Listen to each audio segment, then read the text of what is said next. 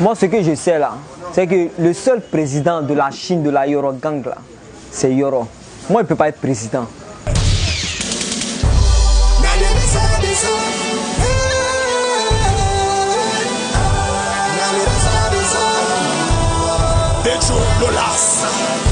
Je m'appelle et je suis le fils de ta maîtresse et tu me remets les scènes. Moi, mon vrai nom, c'est Badreddine Hussein. Badreddine Hussein. Badro, c'est un surnom. C'est un surnom depuis ce petit. Badreddine, ça pousse un peu sur Badro. Donc ils m'ont donné le surnom qui est Badro. Badro. Et Escobar, c'est... bon, j'aime bien tout ce qui est action, tout ce qui est mafia, tu vois un peu, non? Donc je me suis nommé Escobar. Badro Escobar. Lien Pablo Escobar. Voilà, Pablo Escobar, on peut dire c'est à peu près les... Tu vois, voilà. On te connaît pour certaines de tes activités et aussi pour ton affinité avec Didier Arafat. Aujourd'hui, on est là, on a envie de savoir qu'est-ce que fait Badro? Quelles sont les différentes activités qu'il a? Bon, je suis un entrepreneur, un jeune entrepreneur, voilà. J'ai un restaurant et j'ai un hôtel que je suis en train de finaliser sur Assini. Voilà. C'est tout, juste dans... Voilà, c'est tout, c'est tout. Tu fais rien d'autre à part ça? Non, je fais rien d'autre. Les gens sont beaucoup curieux, ils voient quelqu'un, il y a des trucs, il y a des tatouages. Est-ce qu'il n'a pas aussi des trucs bizarres? Jamais, jamais. Jusque j'ai fait plein de pays, plusieurs pays, tu vois, donc j'ai plein d'amis dans les autres pays, donc c'est un peu le style, quoi, tu vois un peu, non? C'est un peu le style. Et puis on peut dire même c'est la gamme de la Yoro Gang même, tu vois un peu, non? Nous les Chinois là, c'est comme ça, on est tatouages, boucles d'oreilles, tu vois, les styles bizarres, tu vois un peu, non? Là, quand moi ils passent quelque part là, forcé là, ils vont me regarder. Là c'est forcé, tu vois un peu, non? C'est ça.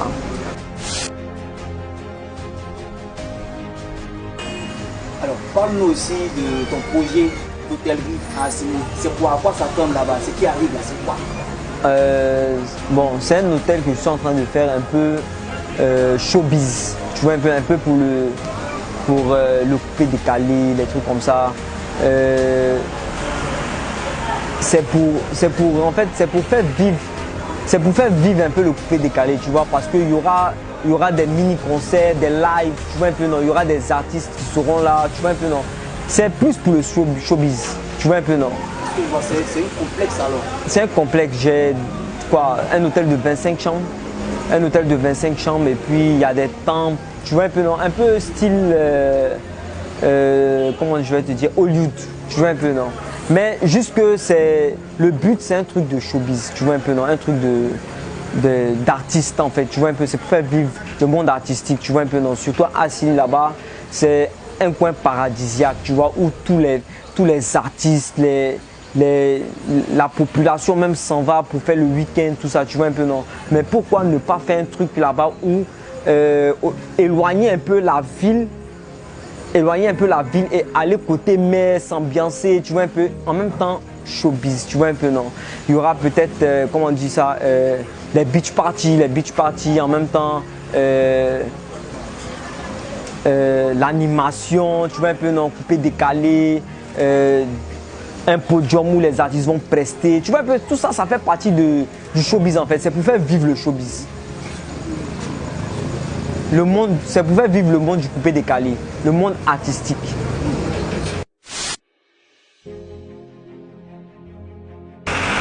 Alors, ouais. On te connaît aussi pour ton appartenance à la Yoro Gang. La Yoro Gang de Didier Arafat qu'on voit juste derrière. Ouais. On a envie de savoir comment est-ce que vous êtes connus. Comment s'est fait votre rencontre? On s'est connus, moi et Arafat, à la Riviera. Il habitait en ce moment à la Riviera et j'avais une station que je gérais à la Palmeraie, Riviera Palmeraie. Et c'est dans ça, lui venait chaque matin. Il venait tous les matins pour prendre son carburant, donc je le voyais mais je ne m'approchais pas, quoi, tu vois un peu, non?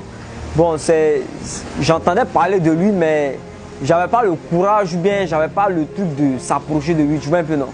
Donc un jour, peut-être après 3-4 mois comme ça, il est venu à la station avec son Boeing et il est venu prendre carburant. Donc je me suis dit, mais pourquoi ne pas m'approcher de lui? Après, il est parti, c'est un être humain comme moi.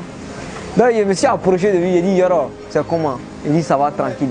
Il dit, ton carburant aujourd'hui là, c'est moi qui paye. Tu vois, il dit, ah, c'est comment? Pourquoi tu fais ça? Il dit, non, tu viens à chaque fois, tu viens, il ne m'approche pas de toi. Tu sais que moi, je suis là, mais il ne m'approche pas de toi, quoi. Tu vois, mais aujourd'hui là, c'est moi qui ai payé ton carburant. Tu veux ou tu ne veux pas, il paye. Tu vois un peu, non? Il dit, ah, c'est cool, ouais, tu es un bon gars, tu es un bon gars. Il dit, non, je ne suis pas un bon gars. Il a te montré que je suis vraiment un bon gars. Tu as la voiture qui est garée là-bas, là? Quand il a regardé quoi là, il a dit ouais, il voit voiture en circulation sur les routes. Il dit non, tu ne vois pas ça. Alors tu vas bien voir ça. Donc on a pris la route, tu vois un peu non, de la Palmeraie en partant vers le plateau. Et c'est là on a essayé de, tu vois un peu non, la vitesse et tout. Bon, il a vu qu'il était prêt, il était un chauffeur et tout. Donc on a garé à l'entrée du plateau. Il y a un terrain de football juste à ta droite, je ne sais pas si tu connais, tu vois.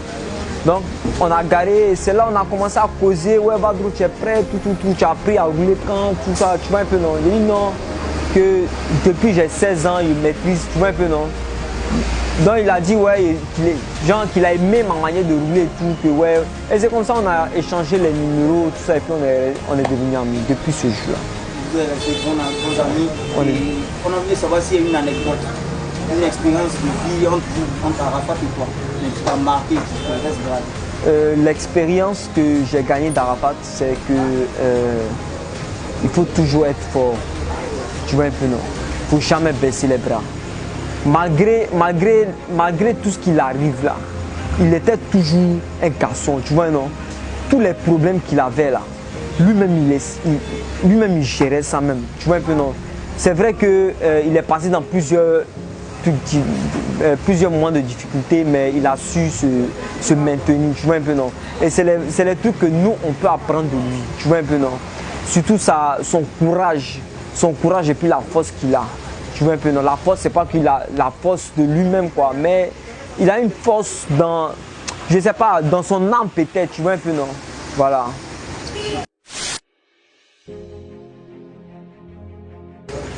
Alors, raconte-nous une histoire vécue, une histoire particulière avec Arafat qui t'a vraiment marqué. En fait, j'ai plein de trucs que je ne sais pas par quoi commencer, tu vois, mais je vais vous expliquer peut-être une histoire, voilà. J'étais calé chez moi, c'était un vendredi, un samedi. J'étais calé chez moi tranquille. Arafat m'appelle, il me dit Badrou, faut t'apprêter, ça va Daoukourou. Il dit Daoukourou, allez là, Daoukourou, il était 16h. Il dit Daoukourou, allez là, il dit pardon, laisse-moi y être dormi, je suis fatigué. Il dit Badrou, prends ta moto puis tu viens, il t'attend. Il dit ok. Comme tu insistes là, la fois il vient. Donc il a démarré ma moto, il a porté ma combinaison tranquille, je suis allé chez lui à la maison. On partait à Daoukourou, il avait une prestation à Daoukourou que Bédier l'avait invité et tout, tu vois. Donc il dit ok, on est arrivé chez lui à la maison. Il s'est apprêté, tout, on a pris la route, on était 3 motards et puis le reste, les danseurs, managers, ils étaient dans la voiture.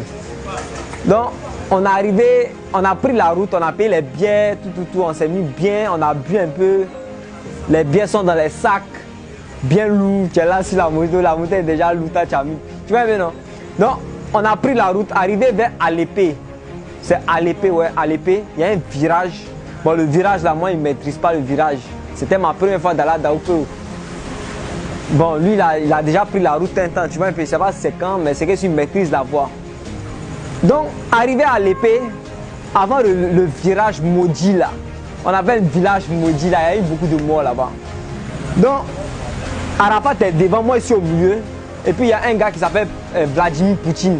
On était 3 motards, il était derrière moi. Arafat prend la voie, il était en vitesse. Donc il prend la voie et puis il s'en va. Moi, il n'a pas vu le virage, j'ai rien vu, tu vois un peu, non? Donc, j'étais à 5 minutes ou bien à 3 minutes du virage. Mais il était en vitesse, tu vois un peu, non? Le temps de voir le virage là, non, c'était trop tard. Il dit, il y a l'allée virage là, il a volé comme un truc là, je ne sais même pas comment il te dit là. Je suis tombé sur les bières. On avait payé les billets. Je suis tombé sur les billets. Mais Dieu merci, il n'y a pas eu de... Non, il y a eu des fractures, mais il n'y a pas eu grande chose, quoi. Tu vois un peu, non? Il était 22h, 23h. Et dès que j'ai fait mon accident, la pluie a commencé. Tu vois un peu, non? Donc les villageois sont venus, m'ont soulevé. Ah, Badro. Bon, ils ne m'ont pas dit Badro. Ils ont dit, ah, Dieu merci, il est vivant, il est vivant. Tu vois un peu, non? Dès que moi j'ai fait mon accident, je me suis levé. Donc ils m'ont dit que le virage là, qu'il n'y a pas un qui fait un accident là-bas et puis ils ne vont pas. Ils ne meurent pas. Tu vois un peu, non? Donc Arafat a fait demi-tour, il était 22h, on devait prester à 23h à Daoukro. Les gars nous attendaient. Il a fait demi-tour. Bon, il n'y a rien à faire, quoi. Tu vois un peu, non? Il était blessé, c'est vrai. Il m'a mis sur sa moto, il a roulé, il y a des photos même qu'il a publiées même. Je suis monté derrière lui, on est arrivé à 23h30 à Daoukro sous la pluie. Sous la pluie. Blessé. Hein? Blessé. Il était blessé. Arrivé à l'entrée, il y a un ministre, ou bien je sais pas comment il s'appelle, un député de Soro, comment il s'appelle, de Bédié, qui a envoyé l'ambulance, ils m'ont mis dans l'ambulance pour faire les soins. Mais malgré ça là, à 23h30, minuit, il était sur le podium. Malgré mes blessures là, il était derrière Yoro en train de prester. Bon, ça c'est un truc que je peux, mais il y a un deuxième truc aussi. On était allé à Boaké pour prester. Il avait un concert à Boaké au stade de Boaké. Donc on arrive à Boaké, on était en moto toujours. Hein. On arrive à Boaké, il était 20h, 20h30. Donc le promoteur de spectacle, il a payé la moitié du premier cachet. Il manquait le deuxième cachet. 21h30, 22h, les managers Habib Marouane, You Toit Rouge. Ils appellent le promoteur dit non, qu'on est en train de vendre des tickets, qu'on n'a qu'à attendre, ils vont envoyer le restant du cachet. Ok, on attend. 22h30, 23h, bon moi j'ai fait ma chicha, tu vois, il voyait que l'affaire là était trop tard. Il a fait ma chicha, je me suis calé devant la résidence tranquille, tu vois, ici on a fini ma chicha, on attend le feu vert pour aller au stade, tu vois un peu non? 22h30, 23h, mon rôle là n'appelle pas. 23h30, promoteur appelle pour dire que lui n'a pas le reste du cachet, que d'attendre un peu, il a presque vendu ses tickets. Minuit 30. Minuit 30, Arafat n'est pas encore arrivé au stade. Stade là, ils étaient en train de casser ce stade là. Il y avait du monde comme pas possible. Tu vois bien non? Donc, Arafat se lève quand il dit, les gars, démarrez les motos. On bouge à Yakou. Il était quelle heure? 1h30, 2h du matin. On quitte Boaké en moto. On quitte Boaké à Moko à minuit 30, 1h du matin. On prend la route de Yakro. Mais pour sortir de Boaké là, Yeri, tu as eu les Zakata là. On dirait Foumi.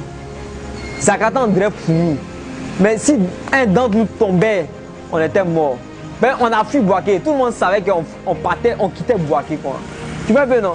Si un d'entre nous tombait ou bien un truc, on était mort.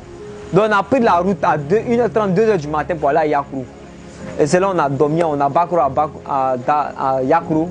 Et le matin, on a fait une vidéo pour dire que ouais, voilà, on a expliqué un peu ce qui s'est passé. Voilà. Il y a plein de trucs, mais si je vais tout expliquer là, on va pas finir ici. Donc comme toi, Arafat aussi c'est un businessman, donc ouais. avec son affaire d'argent. C'est ça, c'est ça. Bon, tout le monde, hein, c'est pas Arafat seulement, tout le monde. Mais lui, son affaire d'argent là, il n'y a pas l'homme. Faut toucher Diawa.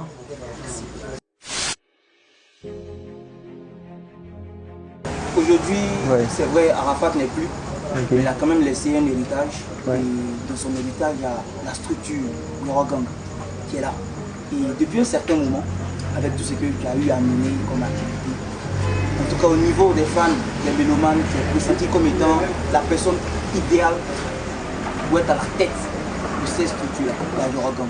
C'est quoi ton ressenti dessus? Et puis est-ce que tu penses que voilà, tu es capable de pouvoir gérer ce rôle de président de la Rogang? Bon, déjà, je reçois plein de messages, je vois les commentaires que Badro, on veut Badro étant président, tout.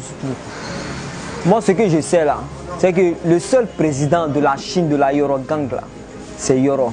Moi, il ne peut pas être président. Tu vois un peu, non? Le seul président qu'on connaît là, c'est Yoro. Il n'y a pas deux. Aujourd'hui, là, tout le monde sait même. Arafat est décédé par son âme. Mais aujourd'hui, le coupé décalé est mort. Le coupé décalé est mort, on n'a qu'à se dire la vérité. Aujourd'hui, là, c'est rap ivoire qui marche. C'est rap ivoire qui marche. Coupé décalé est mort. Il n'y a pas un artiste de coupé décalé qui fait sortir un son et puis ça va mettre Bouyaka. Jamais. Arafat est décédé et puis il est décédé même avec le coupé décalé. Tu vois un peu, non? Voilà. Maintenant, les gars qui disent qu'ils me veulent étant président, moi, j'ai pas de problème. Si la Yorogang est d'accord, la famille est d'accord, les Chinois votent Badro Escobar étant président, j'ai pas de problème dans ça. Mais je ne peux pas être le président. Parce que nous tous on sait que le président c'est Yoro.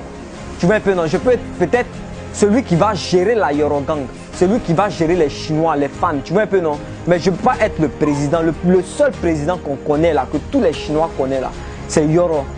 Il n'y a pas son deux. Lui qui dit le président, c'est que c'est un homme mort.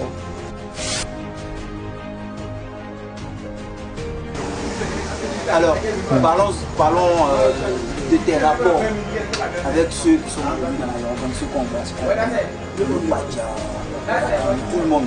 Quels sont tes rapports avec ceux-là? Moi, j'ai pas de problème avec eux. Je vais les citer. Il y a Ali Le Code, Ivan Trésor, Manu TGV. Ceux ils sont en France, ils sont à Paris. Il y a Toi Rouge Abid Marwan, il y a Yves Roland JJ, il y a Carmen, il y a, pardon, comment il s'appelle? Vanessa Fashion, il y a Vanessa Fashion, il y a bon, Olo Pacha, l'empereur, il y a Olivette Sam, Olivette, il y a plein de trucs. Moi, j'ai pas de problème avec eux. Si moi aujourd'hui j'ai un problème là, moi je les appelle au téléphone. Parce qu'on a une famille, on a un cœur. Tu vois un peu, non? On n'est pas obligé de faire des directs, tu vois, non? Pour se clasher ou bien. On est une famille. On n'a qu'à s'aimer. On s'aime vivant, c'est mieux qu'après l'amour, on va s'aimer. Tu vois un peu, non? Donc, moi, quand j'ai un problème avec un d'entre eux, moi, je les appelle. Je dis, ah, ce que tu appelles là, c'est pas bon. Essaye de doser. Il faut doser. Tu vois un peu, non? Donc, moi, j'ai pas de problème avec les membres de la Yorogang. Les membres de la Yorong, c'est comme ma famille en fait, tu vois. Parce que depuis qu'on est dedans, on est toujours ensemble. Quand il y a un problème, on est tous dedans, tu vois un peu. Non? Donc, j'ai pas de problème avec quelqu'un. Super. Voilà. Nous aussi à tes rapports, tes relations avec Maman Tina. Maman Tina, tu sais, c'est la maman de la Chine. On doit l'obéir. C'est vrai, on la connaît comme elle est. Elle a sa mentalité, tu vois un peu, non? Souvent elle est agressive, quand elle parle là, elle pas bien, puis il n'y a rien qui va se passer. Tu vois un peu, non? C'est comme ça elle est. C'est comme ça elle est. On doit s'habituer à elle. Même les gars de la Yorogang, les membres de la Yorogang là, ils savent que Maman Tina, elle est comme ça. Il ne faut pas l'attaquer. Si tu l'attaques là, elle va t'attaquer. C'est comme ça. Tu vois un peu? C'est comme si tu es en train, toi-même tu es lion, puis tu es en train d'attaquer un lion. C'est normal. Tu vois un peu, non? Maman Tina, il peut dire qu'elle a un bon cœur. Tu vois un peu, non? Elle a un bon cœur, mais il faut juste savoir. Il faut la maîtriser un peu. C'est comme un peu Yoro. Yoro, les gens qui ne le connaissaient pas, ils disent ouais, Yoro, c'est pas un bon gars. Tu vois un peu, non? C'est un faux gars. Les gars parlaient, il y a eu trop d'hypocrisie. Tu vois un peu, non? Les gars parlaient trop de lui. Mais ceux qui le connaissent vraiment là, tu vois, non? Ils savent vraiment qui est Yoro. Tu vois un peu, non? Il ne suffit pas de parler. Maman Tina là, on la connaît depuis elle est. Depuis on a connu Yoro là, c'est comme ça elle est. Laissez-la, ou bien laissez-la dans son coin. Le seul truc qu'on peut faire pour Maman Tina là, c'est de l'obéir en tant que notre maman. Tu vois, la maman de la Chine. Parce que si on n'a pas obéi Maman Tina là, c'est qu'on n'a pas oublié la Chine. On n'a pas oublié Arafat, tu vois un peu, non? Donc avant tout, aujourd'hui, quand on est en train de faire les trucs, tout ce qui concerne Yoro, Arafat là, tant que Maman Tina n'est pas débat là, moi je ne suis pas d'accord. Tu vois un peu, non? Tant qu'elle n'a pas dit ok là, moi je ne dis pas ok. Tu vois un peu, non? C'est elle avant tout. C'est vrai, elle a ses trucs, mais c'est elle qui a mis Yorobo au monde. Tu vois un peu, non? Même s'il y a eu des problèmes entre elle et puis Yoro, ça a l'air réel. Mais c'est elle-même qui s'est fatiguée 6 mois ou bien 9 mois. 9 mois pour mettre son fils au monde. Aujourd'hui, la Yoro qu'on connaît là, c'est grâce à qui? C'est grâce à Maman Tina. Alors, donc on doit la respecter en étant notre maman. Voilà, c'est ça. Bon, Carmen Sama, c'est ma petite soeur, en même temps, la femme de mon frère Yoro. je l'appelle tous les 2 jours pour demander après elle, après Carmen, après Rafna. Voilà, donc si elle a quelque chose, elle m'appelle. Si elle a un problème, elle m'appelle. Je suis prêt en tout cas. Tu vois un peu. La famille, sa femme, sa maman, moi je suis prêt pour eux. S'il y a quelque chose, ils vont m'appeler pour me dire. Et je suis toujours le premier à être informé de tout ce qui se passe. Voilà.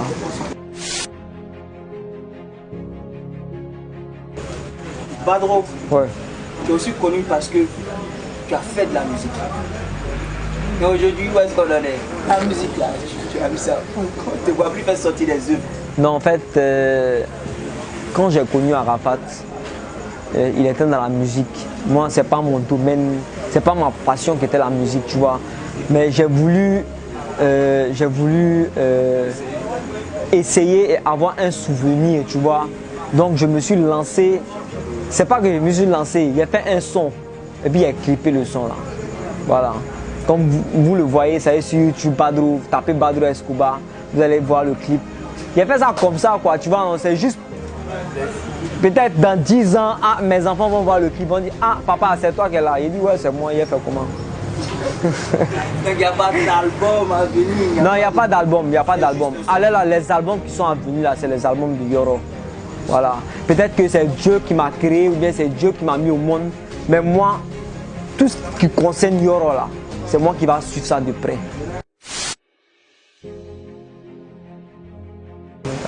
Alors, à côté de la musique, avec ton unique single que tu as fait, tu es aujourd'hui producteur d'artistes. Et pas n'importe lequel, quand même Ramba Junior. Ouais, mon fils. Comment tu l'as déniché en fait? Et puis, c'est quoi vos projets ensemble? Bon, Ramba, je voyais cette vidéo. Où il faisait le buzz, les gens parlaient de lui. Tu vois, non, il avait peut-être 8 ans ou bien 7 ans. Tu vois, non, donc il voyait cette vidéo, mais il était fan, quoi, mais ça me disait rien, quoi. Tu vois un peu, non, il passait comme tout le monde. Un jour, il descend de chez moi. Chez moi, à chaque fois qu'il sort de chez moi, il y a toujours les enfants du quartier, tu vois, non. Donc les gars, ils m'attendent devant la porte, tu vois un peu, non, un petit jeton, ils vont se mettre bien, ils vont manger le gaba, tout. Donc, je sors de chez moi, je monte dans ma voiture, j'ai fini de voir les enfants, je monte dans ma voiture, je vois un petit courir de loin. Badro, il rate quoi? Bon, il ne voit pas c'est qui, il est un peu loin. Je monte dans ma voiture, je démarre, je chauffe ma voiture. Et puis je vois, il saute sur moi, quoi, un coup, quoi. Il rate, il voit que c'est Ramba Junior. Tu vois un peu, il le connaît par les vidéos. Tu vois un peu, non? Il dit Badro, il y a longtemps que moi, il te cherche. Il dit, ah! Toi, Ramba Junior, il y a longtemps que toi, tu me cherches. Tu veux quoi, moi? Tu veux un peu, non? Il dit, ok. Comme il partait, il y avait des courses à faire, il partait au bara. Monte, allons. Il est monté avec moi, on a fait les courses ensemble. Dans la voiture, il a commencé à chanter. Ben, lui, là, tu vas faire 1 minute avec lui, là, il va chanter. Tu vas faire 1 minute où il va se taire. Tant qu'il est là, tant qu'il va chanter, ou bien il va dire n'importe quoi. Il dit, ok. Il a commencé à chanter, il a commencé à le snapper, balancer sur Snapchat, Instagram. Et c'est ça que son manager a vu les vidéos et puis il m'a contacté, il m'a envoyé un message, il me dit, ah, c'est moi le manager de Ramba Junior. Il dit, ok, ça tombe bien. Le petit là me plaît, essaye de venir chez moi, on va essayer de causer. Et c'est dans ça, le même soir, vers les 19h-20h, son manager qui est Yacinthe, il est venu chez moi, on a commencé à causer. Il lui a dit, ah, petit là me plaît, c'est comment on doit faire un truc, je dois booster le petit. Il dit, ok. Il dit, mais on doit voir ses parents, sa famille, pour qu'on essaye de signer au moins un petit contrat, tu vois un peu, non? Pour qu'il puisse booster le petit. Et c'est dans ça, on est rentré, on a signé le contrat, et puis aujourd'hui, Ramba Junior est en train de tuer. Il a déjà combien de titres avec toi? Avec moi, il y a 7 titres. Quoi, ça suit un long terme? Non, on peut faire même, on a fait quoi, 4 titres en 2 semaines ou bien en 1 mois. On a fait 4 titres en 1 mois. Voilà, et puis sa première montée sur scène, après l'avoir produit, c'était le jour du Félix, au stade Félix Houphouët-Boigny. Le jour où on a fait le truc d'Arafat, voilà, et c'est là même qu'il a tué, même que tu vois, les gens l'ont vu, les gens l'ont connu, et puis voilà, ça l'a lancé un peu. Super. À côté de Ramba, est-ce que tu serais intéressé de produire par exemple d'autres artistes? Pour le moment, non. Je peux aider, mais produire, c'est que Ramba Junior. J'aide beaucoup les artistes. Il y a plein d'artistes que j'ai aidés. Je vais pas citer le nom, tu vois. Mais il y a plein d'artistes que j'ai aidés. Je peux être même leur producteur, mais je préfère que les gens disent que Badro, il est le producteur de Ramba Junior. Parce que petit là, je suis fier de lui. Et puis moi, je suis fan de lui-même. Dessus. On l'appelle, quand il finit de prester sur le podium là, on l'appelle, quand il finit de prester dans les concerts, on l'appelle Petit Daichi. Je suis en train de faire de lui-même un vrai Daichi même. Voilà. Ça montait sur scène même, quand il monte sur scène même, il est là. Dès qu'il monte sur scène là, il n'y a pas un artiste même qui a déjà fait ça. Il monte sur scène, il y a la baffe même qui est devant lui. Tu vois un peu non, il y a une baffe qui est comme Yoro. Il monte, il met son pied coin et puis s'assoit coin. Tu vois un peu non, dans la pose de Yoro, c'est ce qu'il fait. Petit là, on l'appelle Petit Daichi. Et puis il va mousser même. Il n'y a pas l'homme, je suis derrière lui. Salut la famille, c'est Badro Escobar, le blanc de la Chine. Suivez mon actualité sur Life Magazine, on est ensemble. Yaka. Ce sont des dieux que ceux qui aiment Arafat, c'est le cadeau du siècle. Scalp!